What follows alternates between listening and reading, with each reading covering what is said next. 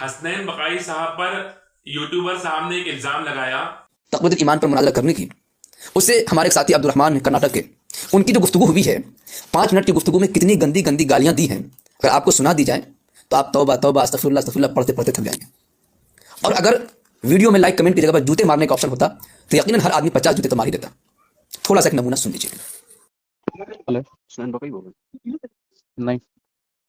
Hello جی، کیا کر رہے ہیں؟ کون بول رہے ہیں؟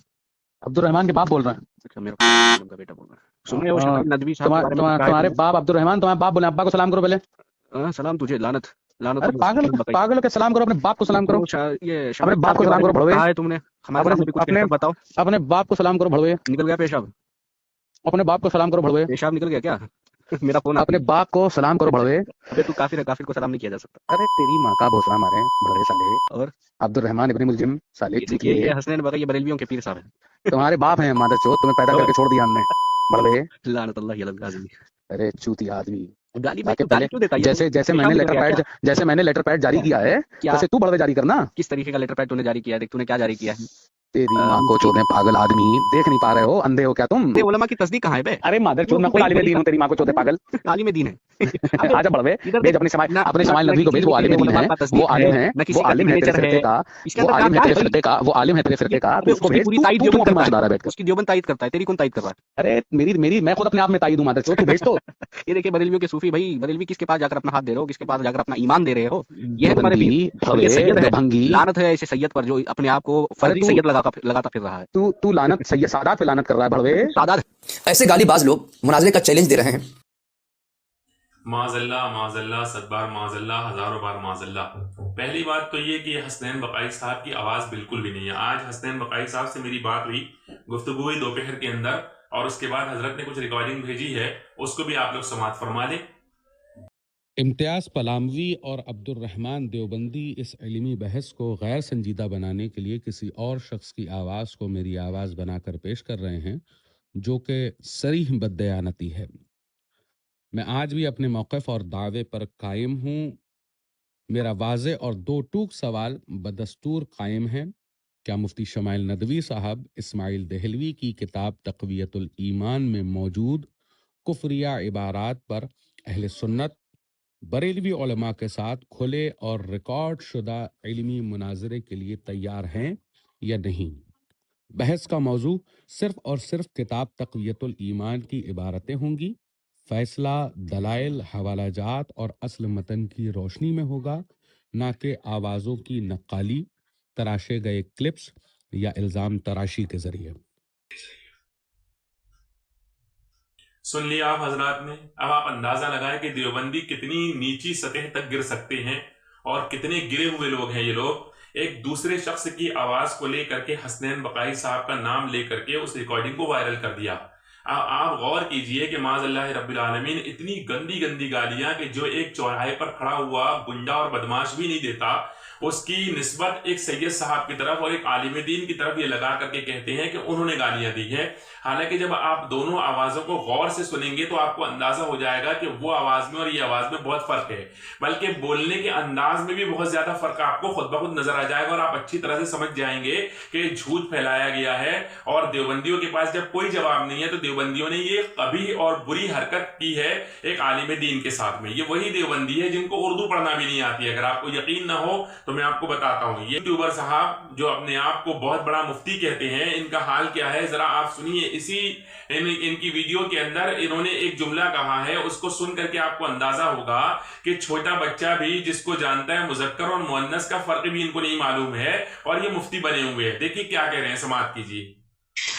جس نے یہ پوسٹر شائع کی تھی، سماعت کیا حضرات نے؟ اگر نہ سمجھ میں آیا تو دوبارہ سماعت کیجیے. جس نے یہ پوسٹر شائع کی تھی، کہہ رہے ہیں جس نے یہ پوسٹر شائع کی تھی، یعنی پوسٹر جس نے دیا تھا، شائع کیا تھا ہونا چاہیے، لیکن یہ کہہ رہے ہیں جس نے یہ پوسٹر شائع کی تھی. یہ کون سی اردو ہے بھائی بتائیے؟ تو یوٹیوبر صاحب کو اردو بھی پڑھنا نہیں آتی ہے، تو آپ ان کو مفتی وغیرہ نہ سمجھیے گا، یہ مفتی نہیں ہے. اور اگر ہیں بھی تو کہیں سے مطلب جو ہے تو جعلی سند حاصل کر لی ہے، اس اعتبار سے اپنے آپ کو مفتی کہتے ہوئے نظر آ رہا ہے. مفتی نہ سمجھیے گا ان کو، یہ مفتی ہرگز نہیں ہے. اگر مفتی ہوتے تو اس طرح کی گفتگو ان کی نہیں ہوتی. ان کا جو حال ہے وہ اندازہ لگ رہا ہے کہ اردو بولنا بھی ان کو نہیں آ رہی ہے، اور معاذ اللہ ایک سید زادے پر، ایک عالم دین پر ایک جھوٹا الزام لگاتے ہوئے ان کو نہ شرم آئی نہ غیرت آئی. آخر کیوں غیرت آئے گی، کیوں شرم آئے گی؟ وہی تو دیوبندی ہے جو اللہ تبارک و تعالیٰ کے بارے میں اپنی کتابوں میں لکھ چکے ہیں کہ اللہ تبارک و تعالیٰ جھوٹ بول سکتا ہے. معاذ اللہ امکان کذب کے تعلق سے، اللہ تبارک و تعالیٰ کے تعلق سے یہ بول چکے ہیں، اپنی کتابوں میں لکھ چکے ہیں، بلکہ یہاں تک لکھا ہے کہ اس میں کوئی اختلاف ہے ہی نہیں، یہ تو پرانے دور سے چلا آ رہا ہے. معاذ اللہ رب العالمین. میرا حضرات اہل سنت، اب آگے سماعت کیجیے، جو ہم نے کل وعدہ کیا تھا اس کو اب ہم آپ کی بارگاہ کے اندر آپ کے سامنے رکھ رہے ہیں. دوسری بات یہ کہ تقویت ایمان کی وجہ سے مسلمانوں میں جھگڑا ہو رہا ہے، فتنہ فساد ہو رہا ہے. تو جواب العرض یہ ہے کہ بریلوی تو اہل سنت دیوبند کو مسلمان مانتے ہی نہیں ہیں، تو پھر مسلمانوں میں فتنہ کہاں سے ہو رہا ہے؟ بریلوی میں ہو رہا ہوگا. الحمدللہ ہم اہل دیوبند تو ان کی کتابوں سے مطمئن ہیں، اور ہمارے یہاں کوئی جھگڑا نہیں ہے. کسی نے مولانا اسماعیل دہلوی کی اس کتاب کو لے کر کے آپس میں جھگڑا کیا ہو تو ہم تو جھگڑے سے مطمئن ہیں، بچے ہوئے ہیں. جھگڑا آپ کے یہاں ہو رہا ہو تو آپ تو ہم کو مسلمان مانتے ہی نہیں ہیں، تو پھر مسلمان میں جھگڑا ہو رہا کیا مطلب ہوتا ہے؟ کوئی مطلب نہیں ہوتا ہے. مسلمانوں میں جھگڑا ہو رہا ہے کیا مطلب ہوتا ہے؟ آپ تو ہم کو مسلمان مانتے ہی نہیں ہو. تو حضرات اہل سنت ایک ثبوت پیش کر رہا ہوں، یہ ہے ارواح ثلاثہ یعنی حکایات اولیاء. یہ کتاب کو جو جمع کرنے والے ہیں، جو ترتیب دینے والے ہیں، مولانا سید ظہور الحسن صاحب کے سولوی ہے، سابق ناظم خانقاہ امدادیہ اشرفیہ تھانہ بھون، یعنی مولوی اشرف علی تھانوی کے یہاں سے اس کو جو ہے تو انہوں نے جمع کیا ہے. اور ادارات تالیفات اشرفیہ تھانہ بھون ضلع مظفر نگر، یعنی اشرف علی تھانوی کے یہاں سے ہی یہ کتاب چھاپی بھی گئی ہے تھانہ بھون سے. اب اس کتاب کے صفحہ نمبر 80 پر ایک حکایت لکھی ہے، حکایت نمبر 59 ہے، اس کو بھی آپ سماعت فرمائیں. لکھتے ہیں خان صاحب نے فرمایا کہ مولوی اسماعیل صاحب نے تقویت الایمان اول عربی میں لکھی تھی، چنانچہ اس کا ایک نسخہ میرے پاس، اور ایک نسخہ مولانا گنگوہی کے پاس، اور ایک نسخہ مولوی نصر اللہ خان خورجوی کے کتب خانے میں بھی تھا. اس کے بعد مولانا نے اس کو اردو میں لکھا، اور لکھنے کے بعد اپنے خاص لوگوں کو جمع کیا، جن میں سید صاحب، مولوی عبدالحی صاحب، شاہ اسحاق صاحب، مولانا محمد یعقوب صاحب، مولوی فرید الدین صاحب مراد آبادی، مومن خان، عبداللہ خان علوی، استاذ امام بخش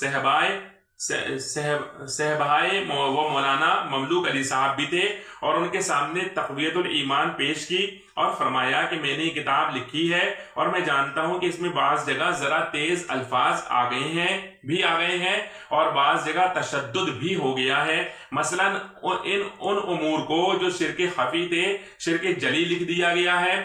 ان وجوہ سے مجھے اندیشہ ہے کہ اس کی اشاعت سے سورش ہوگی، لڑائی ہوگی، جھگڑا ہوگا.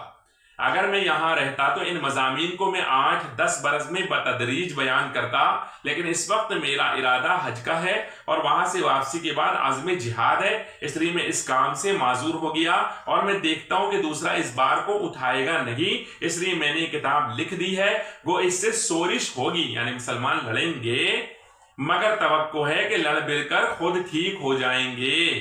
یہ میرا خیال ہے. اگر آپ حضرات کی رائے اشاعت کی ہو تو اشاعت کی جائے، ورنہ اسے چاک کر دیا جائے. تو حضرات اہل سنت، اسماعیل دہلوی نے خود یہ کہا ہے کہ سورش ہوگی. سورش کا کیا معنی ہوتا ہے؟ اگر کسی کو بتانا ہو تو وہ بھی ہم بتا دیتے ہیں کہ سورش کا کیا معنی ہوتا ہے لغت کی کتابوں سے، کہ سورش کا معنی کیا ہوتا ہے نا. اسماعیل دہلوی صاحب کہہ رہے ہیں اس کتاب کی اشاعت سے سورش ہوگی. سورش کا معنی ہوتا ہے فساد، ہنگامہ، بغاوت، لڑائی جھگڑا، بد امنی، انتشار و فتنہ. یعنی اس کتاب کی اشاعت سے فساد ہوگا، ہنگامہ ہوگا، بغاوت ہوگی، لڑائی جھگڑا ہوگا، بد امنی پھیلے گی اور انتشار و فتنہ پھیلے گا. یہ سارے لفظ موجود ہیں لغت کی کتابوں میں، جس کو دیکھنا ہو کتاب اٹھا کر دیکھ لے. تو پتہ چلا کہ اسماعیل دہلوی صاحب کی جو کتاب ہے تقویت الایمان، اس کتاب کے لکھنے کا جو مقصد تھا، وہ مقصد کیا تھا؟ مسلمانوں کو لڑانا، مسلمانوں میں سورش پیدا کرنا.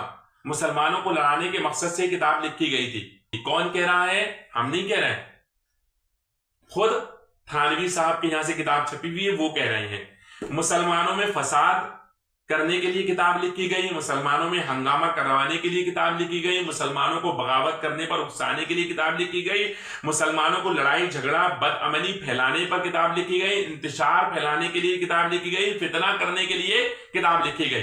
पूछना चाहता हूं, देवबंदी इस किताब से मुतमईन क्यों है? देवबंदी यूट्यूबर साहब कह रहे हैं हम तो इससे मुतमईन हैं, तो ऐसी किताब से आप क्यों मुतमईन है जो मुसलमानों को लड़ाने के लिए लिखी गई थी? इसका जवाब आप दीजिएगा। यूट्यूबर साहब से जवाब पूछिए कि ऐसी किताब से ये मुतमईन क्यों है जिस किताब को लिखा गया इसलिए कि मुसलमानों में लड़ाई हो जाए, शोरिश पैदा हो, हंगामा हो जाए, फितना हो जाए, फसाद हो जाए, ऐसी किताब से यूट्यूबर साहब क्यों खुश है? यूट्यूबर साहब को कहीं से अर्निंग तो नहीं आती, कुछ पैसा तो नहीं मिलता मुसलमानों को लड़ाने के लिए? ये तो खुद आदमी गौर करे, और हमने सबूत पेश किया है, अपनी तरफ से कोई बात नहीं की है। खुद आप सबूत देखें, खुद यूट्यूबर से सवाल करें, बल्कि जितने देवबंदी वहाबी आपको मिलते हैं उन सब से आप खुद सवाल करने वाले बने। वीडियो कैसा लगा है कमेंट बॉक्स के अंदर जरूर जवाब दीजिएगा, बताइएगा, और इस पर अपनी राय को पेश कीजिए और यूट्यूबर साहब तक ये वीडियो पहुंचाइए।